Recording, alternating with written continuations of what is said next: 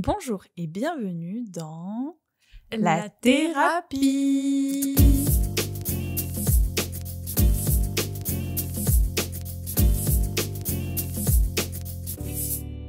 Aujourd'hui, on se retrouve pour notre épisode sur Paris, notre petit voyage à Paris. Si vous n'avez pas vu, n'êtes pas au courant, il y a un vlog qui vous attend sur notre chaîne YouTube. Oui. Et notamment le concert de Sabrina Carpenter. Mais on va parler beaucoup de notre expérience en tant que provinciale. Provinciale, c'est ce qu'on dit. Et puis aussi du concert évidemment. Et plus largement un peu de la musique et de la vision de Paris. Alors, en première question, sachant qu'on habite assez loin de Paris toutes les deux, on a toujours vécu assez loin de Paris, autant l'une que l'autre. Quel est ton premier souvenir à Paris ? Mon premier souvenir à Paris, j'étais allée avec mes parents quand j'étais petite. Je devais avoir 7 ans, quelque chose comme ça. Et on était allés à Disneyland. Enfin, je sais pas si c'est la première fois que j'y suis allée, en tout cas, c'est le premier souvenir que j'en ai. Ok. En vrai, il y a moyen que j'y sois allée bien plus tôt, du style à 6 mois, parce que je sais que mon père courait beaucoup de marathons, notamment les marathons de Paris. Donc je pense que mes parents m'y amenaient à chaque fois. Mais mon premier souvenir conscient, en tout cas, c'est Disney quand j'étais petite. Et je me souviens que j'avais un petit livre, en gros, où je me faisais dédicacer par toutes les mascottes. Oui, ouais. les mascottes, ouais. Et après, je prenais une photo avec chacun d'entre eux, et mes parents, après, ils avaient imprimé les photos, donc j'ai un petit livre avec genre la signature de la mascotte et une photo de moi avec la mascotte. Tu l'as toujours ? Oui. Trop bien. Et j'étais terrifiée par l'âne triste dans Winnie l'ourson. Briquet. Ouais. il me faisait tellement de peine que je ne voulais plus le lâcher. Mais en même temps, il fait de la peine. Et voilà, super souvenir, mais c'est même pas vraiment Paris en plus, c'est Marne-la-Vallée, mais bon, c'est Paris. Ouais. Bon, alors, disclaimer, vu qu'on vit assez loin, pour nous, chaque fois qu'on va à Paris, c'est genre the voyage, vraiment. Ça demande de l'organisation. Voilà. Donc, Marne-la-Vallée, on le compte en tant que Paris. On n'avait pas commencé à casser les pieds. Désolée, Okay. J'avais 6 ans, donc il n'y a pas trop de différence. Voilà. Et toi, Estelle, quel est ton premier souvenir à Paris ? Alors, moi, j'avais 7 ans, parce que mon oncle habitait à Paris, et je sais pas pourquoi. Ça lui avait pété de m'amener, ma sœur et moi, à Paris pendant une semaine. Et on avait visité, du coup, vraiment les coins hyper connus de la ville ou quoi. Et Versailles. C'est aussi la première fois que j'ai fait Versailles, du coup, à ce moment-là. Et je me souviens, j'en garde un souvenir très très flou, mais je me souviens vraiment de l'appart où il était. C'était dans un immeuble haussmannien et tout. Et je me souviens juste de m'être dit, mais je sais pas pourquoi ça se passe comme ça. Je sais pas pourquoi on est là-bas, parce qu'on n'a jamais été hyper proches non plus, mais je sais pas ce qu'il avait pris là. Mais ouais, du coup, j'avais 7 ans et j'avais perdu une de mes jouets préférées là-bas. Je m'en souviens. J'avais oublié mon doudou dans la chambre d'hôtel. Oh non! On a toutes les deux perdu quelque chose à Paris. Oui. Tu sais que quand on y est allé, là, j'ai repensé à cette poupée que j'avais perdue. À chaque fois que je vais à Paris, je pense à mon doudou. C'est vraiment genre, si jamais je leur rame est toujours là. Ouais, c'est ça. Donc, on y allait toutes les deux assez petites. La fois suivante, est-ce que tu étais beaucoup plus grande? Est-ce qu'il y a eu beaucoup de temps? Ou est-ce que, genre, ça a été assez rapidement? En fait, j'ai pas des souvenirs hyper précis de ma jeunesse déjà, donc ça se trouve, là, je dis n'importe quoi, et quand ma maman, elle va écouter, elle va être en mode « Mais comment ça, tu te souviens pas de tel truc ?» Non, ok. Mon prochain souvenir, c'est j'y étais allée avec des copines pour l'exposition de Game of Thrones. C'était l'année du bac, oui, parce qu'on commençait à avoir le permis, donc c'était l'année de nos 18 ans. Mais il y avait mes parents aussi. La première fois que j'y suis allée sans mes parents, c'est quand on y allait toutes les deux en rentrant de Belgique, donc en 2021. Ah ouais. C'est la première fois que j'ai mis les pieds à Paris sans adultes pour me superviser, quoi, on va dire. Ok. Moi, pour le coup, quand j'y suis retournée pour la première fois, ça a vraiment été en 2019, mais ça a été pour Disney. Et j'étais déjà... Alors, sans parents, non, parce que du coup, il y avait les parents. Du coup, c'était avec une amie d'enfance et ses parents. Eux, ils étaient pas là avec nous, ils nous avaient juste amenés. Mais ils étaient pas là pendant tout le séjour. Mais après, j'en retournais en Paris, genre intramuros et faire la touriste, etc., c'était avec toi après. Et toutes les fois où je suis retournée à Paris, quasiment, c'était avec toi. Tout ça pour demander l'imaginaire que tu t'étais fait de la ville en grandissant. Parce que du coup, tu as été à 6 ans. Tu y es retournée à 14. Je suppose qu'à 6 ans, t'as pas capté que t'allais à Paris, en particulier la capitale de la France, whatever. Mais à 14 ans, déjà un peu plus. Après, tu y es retournée. Et quel imaginaire t'avais de la ville? En fait, je pense que quand j'y allais, tu vois, à 14 ans, c'était plus je vais dans une grande ville. Et ça me le faisait quand j'allais chez ma grand-mère et que je passais dans Lyon, ça me le faisait avec Lyon, tu vois. Mon premier truc de Paris, c'était c'est une grande ville avec tout qui est disponible, etc. Et quand j'y suis allée, quand j'avais 14 ans ou même 18, j'y étais vraiment allée que pour les expos. Donc on allait côté porte de Versailles, parc des expositions, tout ça, pas vraiment dans le centre-ville. Et je sais que quand j'y étais allée pour l'exposition Game of Thrones, on était un tout petit peu allé dans le centre-ville et j'avais fait, je pense, une des pires crises d'angoisse en public. Parce que je pense que c'était une des premières que je faisais tout court, en fait. Et du coup, je savais pas ressentir les signes de « Ok, là, ça va pas, il faut que... » Je suis juste en mode... C'est marrant, je me sens pas très bien. C'est marrant, je suis hyper tendue là. C'est ça, mais je sais pas pourquoi. continuais quoi, sans trop faire gaffe. Et du coup, j'en ai eu ce souvenir-là de ville hyper étouffante et tout. Quand on y retournait en 2021, c'était 1 an après le Covid. Il y avait encore tous les trucs de passe sanitaire, de tests, etc. pour rentrer dans les musées. Hyper anxiogène. J'avais trouvé ça hyper anxiogène. En plus, il faisait chaud et tout. On avait crevé de chaud. Ah ouais. Genre, c'était vraiment, genre, on vient du sud. On a l'habitude d'avoir du chaud en été. Mais là, 4 jours, genre, je me souviendrai toujours de la nuit où je me réveille dans le Airbnb. Et genre, j'avais crevé de chaud, j'étais un susu complet, on avait tout ouvert. Et je vois plus Léa. Je pense que j'ai jamais eu aussi chaud que ces nuits-là. Ouais, mais je te vois plus.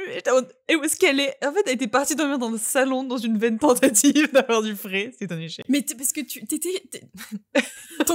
étais une source de chaleur alors qu'il faisait déjà si chaud.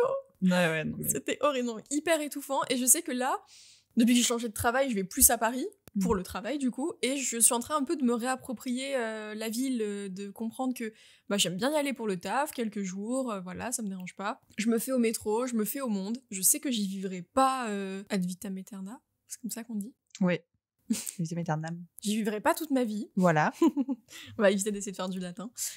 En fait, c'est l'abondance à Paris, il y a de tout en grande quantité, et du coup ça peut être hyper overwhelming, mais d'un autre côté, j'essaye de le prendre en mode il y a plein de trucs à faire justement et plein de trucs à découvrir que je veux essayer et découvrir parce que c'est pas les trucs que je pourrais trouver moi dans ma ville. Ouais, oui. Du coup, je suis en train de changer un petit peu mon fusil d'épaule et me dire que de toute façon, je dois y aller pour le taf, c'est comme ça. C'est pas non plus une ville méga anxiogène que je déteste en mode je ne veux pas y mettre un orteil. Donc là, je suis en train de m'approprier Paris par moi-même, pas avec des amis, pas avec mes parents, mais genre moi, mon expérience de Paris. Et ça rend la ville bien plus intéressante. Je vois ce que tu veux dire. Mais donc du coup, en grandissant, pour toi, c'était vraiment plus l'abondance, comme tu as dit, une ville où il y a tout, contrairement à de là où on vient. Oui. Et aujourd'hui, t'es plus en mode il y a le taf et il faut s'y accommoder, en fait, d'apprivoiser, comme tu dis, la ville. C'est ça. Pour être honnête, pendant très longtemps, après que j'y sois allée, je calculais pas Paris. Genre, pour moi, Paris, oui, c'était la capitale de la France, je sais ce que c'est, mais...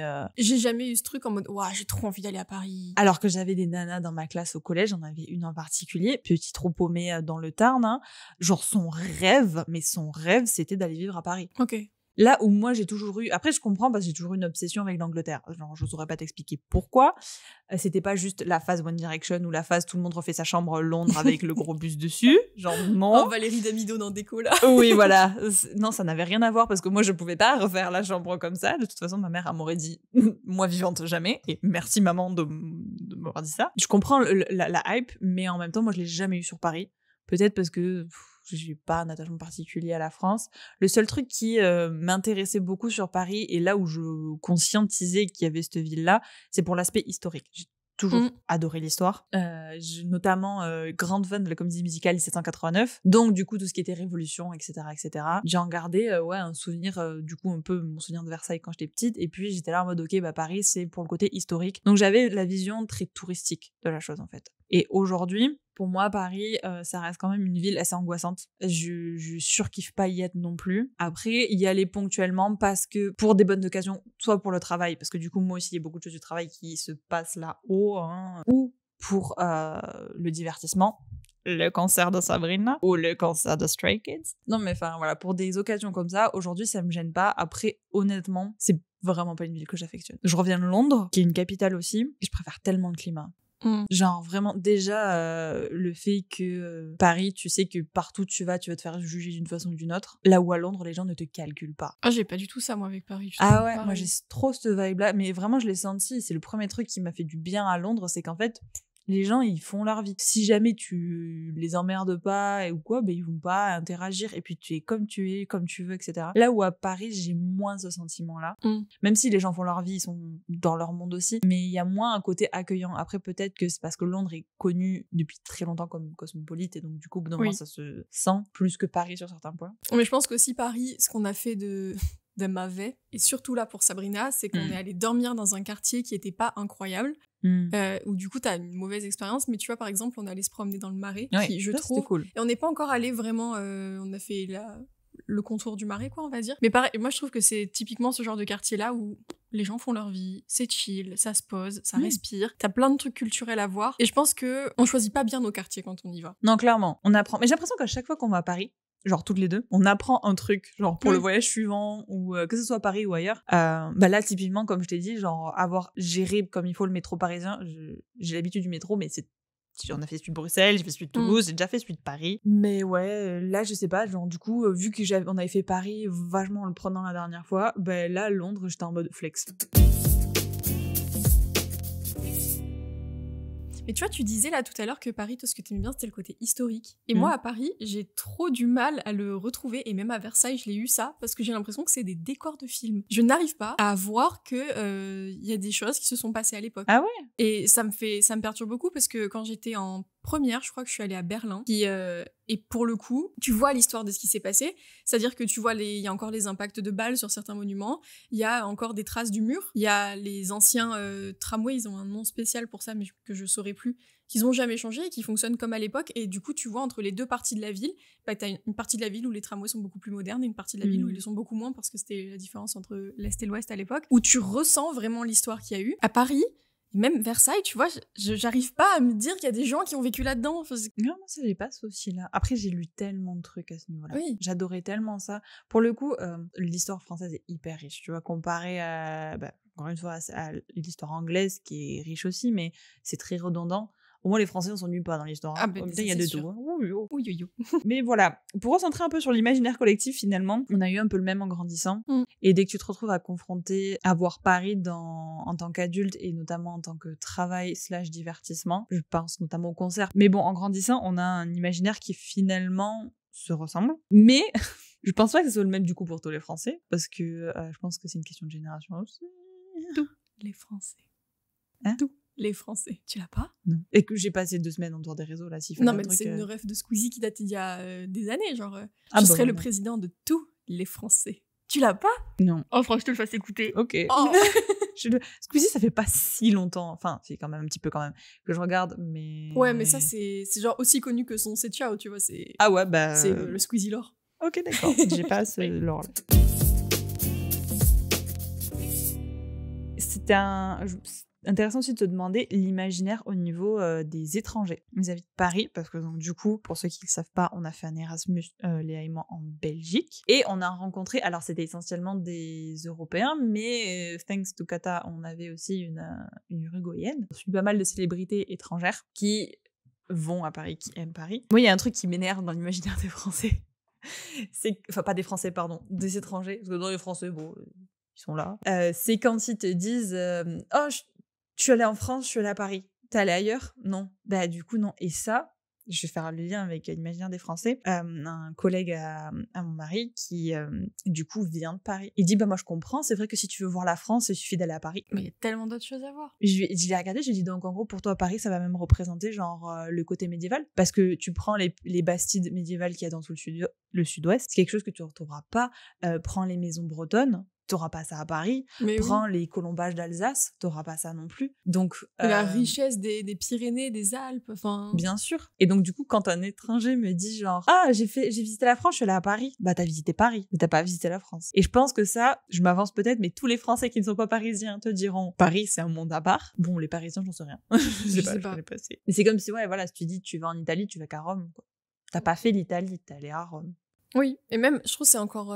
pour vraiment visiter un pays et la vraie culture, il faut faire les... Faut être paumé dans la campagne. Quoi. Oui, voilà, c'est ça. Le cœur du pays, pour moi, c'est pareil avec la France. Si t'es pas venu à la campagne, voir ce que c'est la vraie campagne, tu vois. Alors, je te dis pas d'aller chez le chasseur du coin, bouffer du pâté et du fromage, j'en suis pas jusque-là. Je vous dis pas d'aller en Ariège, mais voilà. Au moins descendre à Toulouse, quoi, les gars. C'est ça, même le massif central, c'est joli quand même, l'Auvergne. C'est super sympa. C'est super beau.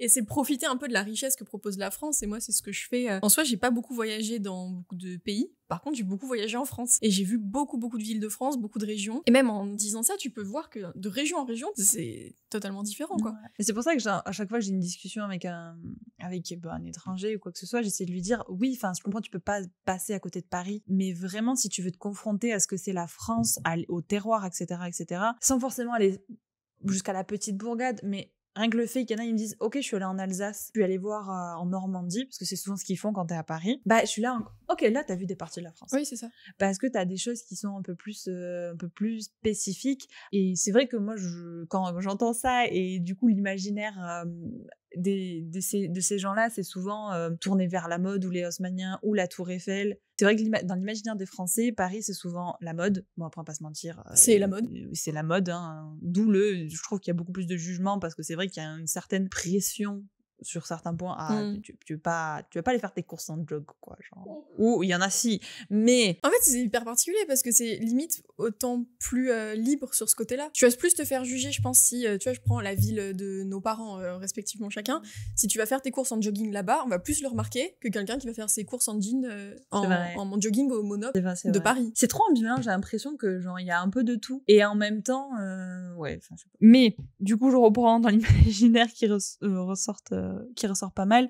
Il y a aussi ce côté, du coup, romantique. Justement, encore regarder un Snack War aujourd'hui, et quand il y a eu entre Anthony Mackie et Dany Ramirez, qui quand ils ont dû faire un petit mème en mode romantique, ils ont mis une musique française derrière. Même Sabrina, qui a fait une chanson qui s'appelle Paris, qui dans ses paroles qui disent It's so romantic in Paris, colle vraiment au côté qu'on donne du romantique à Paris, plus la liberté. Alors, c'est vrai que la liberté revient vachement sur les Français, alors de par notre histoire, mais aussi des artistes qu'on a. On prend Rimbaud, qui était quand même le poète de base en mode free. On a The Chainsmokers qui a fait leur chanson Paris aussi. Notamment, eux, ils ont We were staying in Paris to get away from your parents. Et Paris reste une chanson d'amour sur le fait de prendre son indépendance aussi.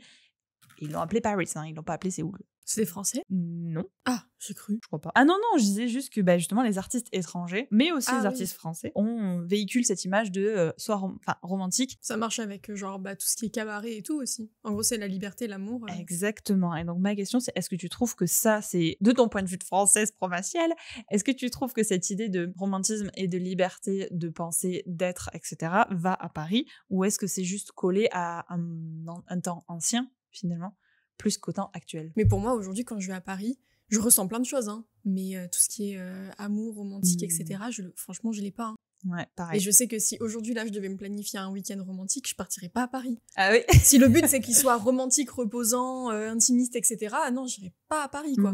Peut-être que ça l'est pour les gens qui ont beaucoup d'argent. Où tu peux te payer des restos avec des jolies vues, des chambres d'hôtel avec des jolies vues, être très peu embêté parce que t'as la thune pour. Mais nous... Non. On n'a pas beaucoup d'argent. Je trouve pas ça hyper romantique d'aller bouffer à l'hippopotamus pour dormir à l'Ibis, tu vois. Oui, non. Mais je sais que je préférerais partir en Bretagne face à la mer, plein d'autres choses en fait que... Mais même, je trouve, en termes d'énergie, en termes de ville en tant que ce qu'elle est, Paris ne pousse pas au romantisme.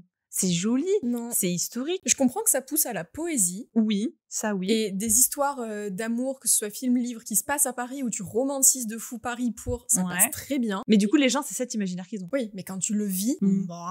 La liberté, je comprendrais plus, parce que comme tu dis, il y a ce côté un peu plus artistique, où tu vas vite retrouver... Il y a une certaine inspiration à Paris, on va pas se mentir. Et encore... Pour comparer, la seule haute capitale qui me vient, encore une fois, c'est Berlin sur ce point-là. Rien à voir. Berlin, il y a des musées encore plus qu'à Paris, alors que Paris, il y en a quand même déjà beaucoup, on est d'accord. Mais Berlin, t'as des tags partout sur les murs, mais des beaux tags. Hein. Je te parle pas de vandalisme, vraiment des jolis tags, c'est une ville. Mais Berlin, ça pue la créativité.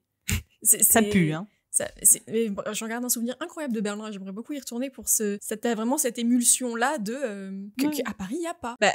Pareil, moi, si je compare avec Londres, je me sens plus libre à Londres de faire ce que je veux, littéralement, notamment sur tout ce qui est artistique, que je me sentirais à Paris. Après, à Paris, oui, t'as les opportunités, mais ça veut pas dire que la mentalité te suivra forcément, tu vois. J'ai l'impression que les Français, déjà, sur tout ce qui est artistique, on a un regard beaucoup plus jugeant que alors que on a produit du pas mal. Enfin. Peut-être parce que c'est notre pays et notre langue et notre culture, et que du coup on n'arrive pas à le voir d'un œil extérieur comme on peut voir Londres, comme on peut voir Berlin. Et que si on venait pas de France et qu'on voyait Paris d'un œil extérieur sans être française, sans avoir cette culture française, peut-être qu'on le verrait. Mais qu'aujourd'hui on est peut-être tellement habitués et on le voit Paris tellement que bon bah oui, non.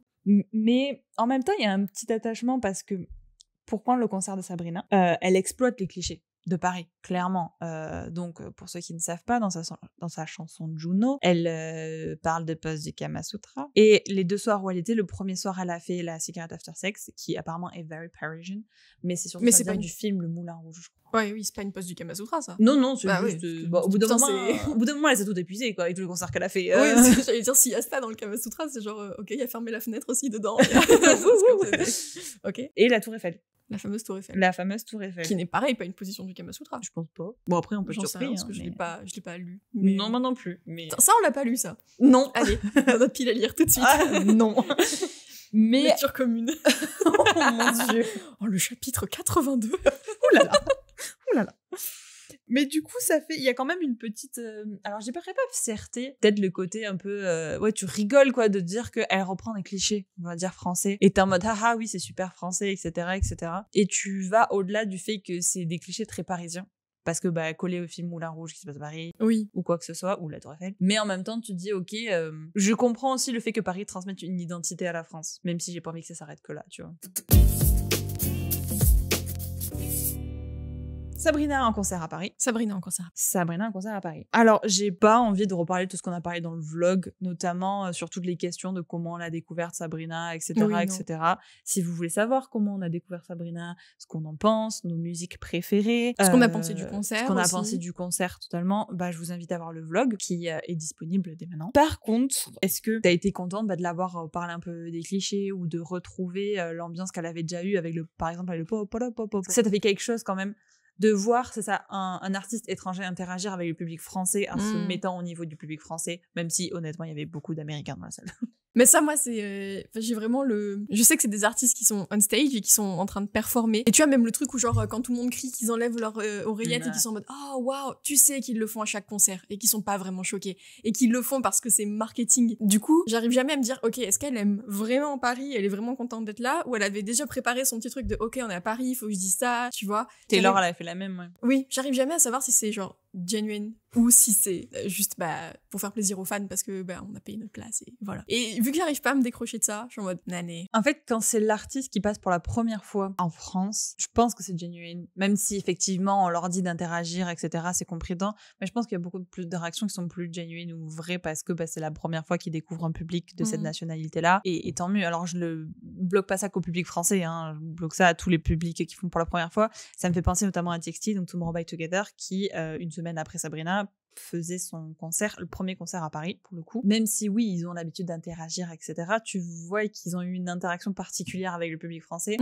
Et pour avoir discuté avec des gens qui étaient au concert, ils ont vraiment ressenti ça. Ils ont dit franchement c'est chouette de voir des gens d'une culture totalement différente en plus interagir pour la première fois. Après Sabrina elle est déjà passée en France, ils connaissent effectivement le public, mais je pense que la joie d'interagir avec le public de ce pays-là n'est pas feinte, tu vois. Non, mais tu vois, je me dis est-ce que vraiment, sans comparer, parce qu'on peut pas savoir, mais en mode, est-ce que vraiment le public français est mieux à voir que le public anglais ? Est-ce qu'il y a vraiment une différence entre un public allemand, italien, espagnol, français ? Je pense que oui, parce qu'il y a une différence de comportement. Mais c'est pour ça que j'aimerais bien qu'on fasse un concert toutes les deux dans une autre ville, dans un autre pays. Alors ça, on a déjà dit, le jour où on ira en Corée, on ira voir un petit concert de K-pop. Mais c'est encore plus dépaysant. Mais tu vois qu'on aille voir un concert à Londres un jour. Juste faire un autre pays pour voir en fait si en France l'ambiance elle est vraiment particulière ou si c'est juste l'ambiance concert qui est comme ça qui est incroyable. Je pense qu'il y a des similitudes et des différences.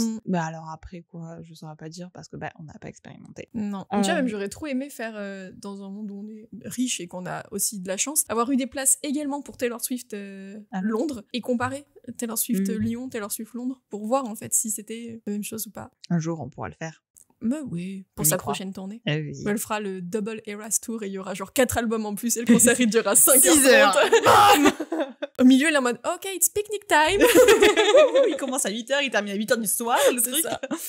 Pour revenir un peu sur Sabrina, est-ce que tu as eu un moment, après, ça fait un moment qu'on a fait le concert maintenant, est-ce que tu as un moment fave que tu te souviens vraiment et tu te dis, ok, si tu dois donner une image à ce concert, c'est ça que tu gardes en tête? Moi, c'est tellement pas relié au concert en tant que tel. C'est plus c'était un week-end où juste avant on avait enchaîné d'autres week-ends de voyage, etc. Je commençais à être vraiment fatiguée, à tirer sur la corde. Je sais que toi aussi. Oui. Et En plus j'étais malade. Voilà, et je sais que c'est les moments comme ça, moi, où c'est le plus facile de développer de l'anxiété, parce que quand t'es fatigué, ton cerveau il suit comme ça. Avant de partir au concert, j'étais vraiment j'étais pas très bien. Et même pendant le concert, j'étais angoissée, je me sentais mal, il y avait du monde. Et c'est une des premières fois où j'ai eu le stop, hein, maintenant c'est bon, t'as pas de raison de stresser, t'es là pour profiter, ce concert tu l'attends depuis 1 an, on a payé les places, on a fait tout notre truc autour, on passe un week-end de fou, stop, tu arrêtes de stresser maintenant. Et c'est la première fois où mon cerveau a réussi à reprendre le dessus en mode, non c'est bon, là je profite. Et je pense pas que ce soit grâce à Sabrina, mais en tout cas c'est vraiment le souvenir que je garde à la fois du concert et à la fois du voyage, en mode je ne laisserai pas mon cerveau et ma spirale mentale et tout ce que tu veux me gâcher les bons moments que je passe. Et je sais pas si c'est le fait peut-être d'avoir été dans l'extrême de je me sens mal dans un moment où t'as que 1h30 pour profiter du concert, après c'est fini. Ouais. Tu peux pas te dire bon je me sens mal pendant une demi-heure et je reviens après. C'est non, tu dois te sentir bien maintenant. Ouais. Et je sais pas si c'est d'avoir été au pied du mur et face au truc en mode ça m'a forcé à avoir ce déclic là. Mais c'est vraiment du week-end entier, ce souvenir-là que je garde. Mais... Je suis assez d'accord. C'est pas comme Taylor Swift où j'ai des images très précises des moments du concert qui m'ont marqué, mais ça, vous le saurez dans l'épisode suivant. Oui. Mais c'est plus à l'ensemble. En fait, j'ai l'impression, je vais un peu rejoindre la conclusion du vlog, mais que c'est pas tant le concert en lui-même, parce que c'est pas une artiste qu'on adore, c'est une artiste qu'on apprécie et que je suis très contente d'être allée voir en concert. Mais ce qui en est ressorti, cette espèce de women empowerment, j'ai l'impression que chacune à notre façon, et parce que tu viens de dire ça, du coup, j'ai un peu la certitude que toi aussi, mais on a repris le dessus sur quelque chose. Moi, ça a été, j'avais vraiment la spirale de pensée sur le fait de me faire plaisir, le fait de prendre de l'argent que j'ai pour qu'on va appeler des loisirs qui sont pas utiles ou ce que en grandissant j'aurais qualifié de débile parce que tu peux le faire autre chose, etc. Et avec ce concert là j'ai vraiment pris il est hors de question, alors que je viens de passer un très très bon moment, j'ai passé un très très bon week-end parce qu'on a vraiment même si j'étais crevée, même si j'étais au bout du scotch parce que j'avais un rhume que j'en pouvais plus, c'était terrible. Au bout du scotch. Ah, j'étais au bout du scotch là, oui. J'étais vraiment en mode non, parce que je ne regrette pas d'avoir pris des sous là-dedans, même si ça mis des sous là-dedans, pardon, même si ça coûte toujours un certain prix, parce qu'en plus, en étant provincial, t'as le billet de train qui vient, t'as la réservation de l'hôtel. Là, on a fait en sorte de faire autre chose à côté, donc du coup, forcément, ça, on a fait un mini voyage en fait, juste à Paris. J'étais contente d'arriver à la suite de ça, de me dire non, ça suffit avec ce problème de juste de prendre le temps pour se faire plaisir en fait, et de te l'accorder. Et vraiment, après Sabrina, j'ai vraiment eu ce côté arrête de t'en vouloir pour prendre du temps pour toi. Et du temps, pas juste de repos ou quoi, mais juste de profiter, quoi, pas de détente, parce que c'est pas si... Enfin, Paris, moi, je me détends jamais à Paris, mais montrez-moi pour me détendre, peut-être que Stray Kids, je me détendrai, mais bon, pour l'instant... Je suis pas sûre non plus. Hein. Non, je ne suis pas sûre non plus.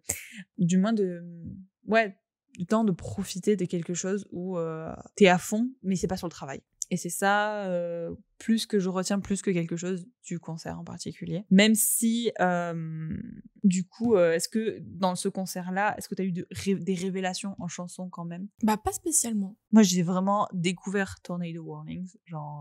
Vraiment, aujourd'hui, on refait le questionnaire qu'on a fait dans le vlog. Tu me demandes ma chanson préférée. Je pense que je fous Tornado Warnings au même niveau que Feather, tu vois. Ok. J'ai vraiment découvert Tornado Warnings et je l'aime beaucoup. Je te propose de terminer ce petit épisode de podcast sur si tu devais choisir une chanson qui parle d'une ville ou qui mentionne une ville, etc., que tu préfères, laquelle serait-elle ? Quand tu me l'as demandé, j'ai su, mais instantanément. Oui, t'as répondu très vite. Mais je le savais. Ok, j'ai. C'était en mode... Vraiment, tu m'as posé la question, c'est hop, voilà. C'est Vienna de Billy Joel. Ah oui, c'est vrai. C'est, je pense, une de mes chansons préférées all time. Je l'adore. Elle est très belle. J'adore le message qu'elle transmet. Je l'ai découverte à un moment où j'en avais besoin d'entendre ce genre de choses. Elle revient toujours aléatoirement dans ma playlist au moment où j'ai besoin d'entendre ça. Du coup, j'aime beaucoup ce petit signe-là. Je la trouve très belle. Moi, j'ai la version d'une reprise par une nana, j'ai oublié le nom, mais de Vienna. Hein. Du coup, ça fait de la musique, je l'aime beaucoup aussi. Au départ, comme je t'ai dit, j'ai pensé à Soul City de Janie. Elle est très chouette. Mais je me suis dit, c'est pas une que... J'ai pas d'affectif dessus, tu vois, genre non plus. Pas encore. Elle est sortie hyper récemment. Voilà, aussi. c'est ça. Genre, elle est très belle, c'est une de mes préférées de son album, on va se mentir. Mais c'est pas... voilà. Alors que, du coup, j'ai épluché mon Spotify. C'est une de Coldplay. Et c'est la première de Coldplay que j'ai adorée. Donc, leur album Viva la Vida, c'est Cemeteries of London. Elle est incroyable. Ok. Et vraiment, je l'ai réécoutée. Elle est pas du tout connue. Je la connais parce que ma sœur avait l'album. Et du coup, j'ai écouté. Et je crois que c'est ma préférée de l'album. Ok. Genre, elle est vraiment trop chouette. Du coup, je suis allée plus me pencher sur les paroles et tout. Je l'ai réécoutée. Et en fait, c'est vraiment comme une petite histoire de l'ambiance vraiment londonienne de base. Un peu, tu sais, genre, ce côté un peu riche, fancy victorien, mais glauque un peu aussi. Genre, t'as aussi Dr. Jekyll et Mr. Hyde qui se passe dedans, tu vois. Et t'as vraiment ce côté que j'aime beaucoup à Londres, c'est que tu peux avoir le côté très prout et puis d'un côté, la nuit, ça bascule et tu passes sur un truc complètement what the fuck. Et vu que j'adore Londres, et en plus, bah, c'est Cemeteries of London. Et que t'adores Coldplay aussi. Et j'adore Coldplay aussi, c'est un de mes groupes préférés. Donc, voilà. Et ben voilà, quelle a été ta commande du mois en tant que café? J'ai découvert comment me faire, enfin découvert n'importe quoi. Je me fais depuis quelques temps des mochas maison. Oh. Et je prends énormément de plaisir dans cette boisson. C'est une de mes boissons préf. Et mais juste c'est un peu chiant. Ouais, on s'entend, il y a 3 étapes, mais j'ai un peu la flemme. Et là, je sais pas, j'ai trouvé mon petit truc, il est bon, il est parfaitement dosé et tout. Donc j'en ai bu un petit peu beaucoup sur cette période-là. Et toi, quelle a été ta boisson du mois? Alors moi, du coup, vu qu'il a recommencé à faire chaud, je suis repassée au iced latte. Oui. Et j'en ai beaucoup trop consommé. Il faut savoir que le latte, c'est une de mes boissons oui. Moi, c'est un peu le favorites. go-to. Oui, voilà. Le basique. Après, la dernière commande que j'ai fait, même en Angleterre, du coup, c'était soit un cappuccino, soit un latte. Donc voilà. Mais majoritairement, j'étais au latte. Lait d'avoine, évidemment. Puisque Une je boisson peux pas que j'ai envie d'essayer là, j'ai vu, c'est du strawberry matcha. Qui apparemment, le strawberry annule vachement le goût herbe du matcha. Et t'as juste genre cette espèce de juste un petit peu de fraise. Et je sais pas, du coup, j'ai envie d'essayer. Ouais. En plus, c'est joli comme boisson, c'est vert et rose. J'aime bien. Strawberry matcha. Ok, peut-être que j'aurai goûté ça d'ici. On vous fera une story. Mais bien sûr qu'on fera une story. Let you know. Et puis surtout, n'hésitez pas à nous donner vos commandes de café, boisson chaude ou froide de ce mois-ci. Et vos recommandations, s'il y en a que vous nous recommandez de tester. Genre par exemple, moi j'ai testé la boisson tiramisu là, de Starbucks. Ah, elle me faisait envie. Alors Yann a pris le frappuccino. C'est que des boissons froides, hein. Mais Yann a pris le frappuccino et moi j'ai pris le espresso mais haute. Et donc au lait d'avoine. Et bah c'était très bon. Ok. Ça a vraiment goût tiramisu. Il faudra que je le goûte, ouais. Et ben on vous dit au revoir. Oui. À bientôt. À bientôt. Pour le prochain épisode de La Thérapie.